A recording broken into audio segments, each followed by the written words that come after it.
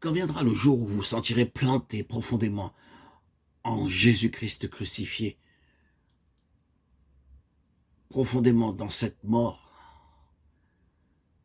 qu'a vécu Christ, souvenez-vous alors que ce sont là les racines qui s'enfoncent par-dessous et qu'il en résultera, quoi qu'il arrive, certainement pour vous, de l'endurance, de la stabilité et une nouvelle capacité de résistance. Oh, mais surtout, il y aura plus de fruits. Et vous connaîtrez une fécondité bien supérieure à ce que vous avez expérimenté jusque-là. Nous ne sommes pas entre les mains du diable, nous sommes entre les mains du Seigneur. Et parce que nous sommes entre les mains du Seigneur, nous sommes entre les mains d'un potier qui sait ce qu'il a en vue.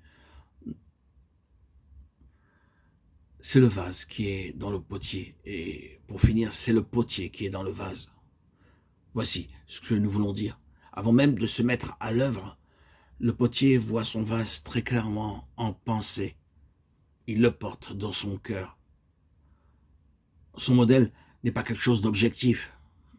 Il l'a en lui. Et il le voit déjà terminé. Et, frères et sœurs en Christ, bien-aimés, chers amis, c'est sur cette base qu'il se met alors au travail.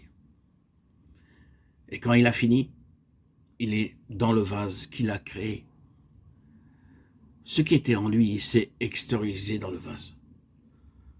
Ne disons-nous pas du travail de celui-ci ou de celui-là, « Oh, je n'ai pas de peine à voir qui l'a fait. » Cela lui ressemble.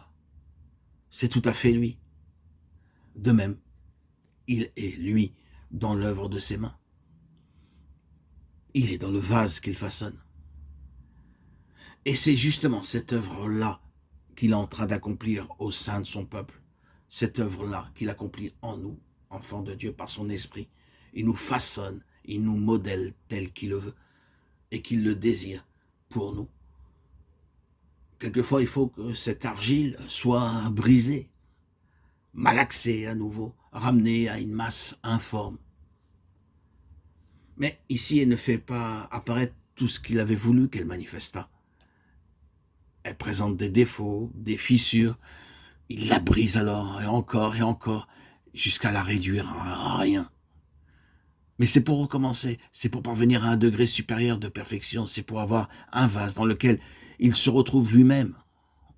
Oh, frères et sœurs en Christ, chers amis bien-aimés, qui nous accorde la grâce nécessaire pour endurer toutes les formes de discipline, quelle que soit la métaphore applicable, qu'il s'agisse du vent, de la chaleur ardente ou de la pression de sa main. Les unes comme les autres sont destinées à faire de nous des hommes, des femmes qui ne puissent pas être ébranlés, devant lesquels l'enfer soit impuissant, des preuves vivantes du triomphe de sa puissance sur toute la puissance de l'ennemi.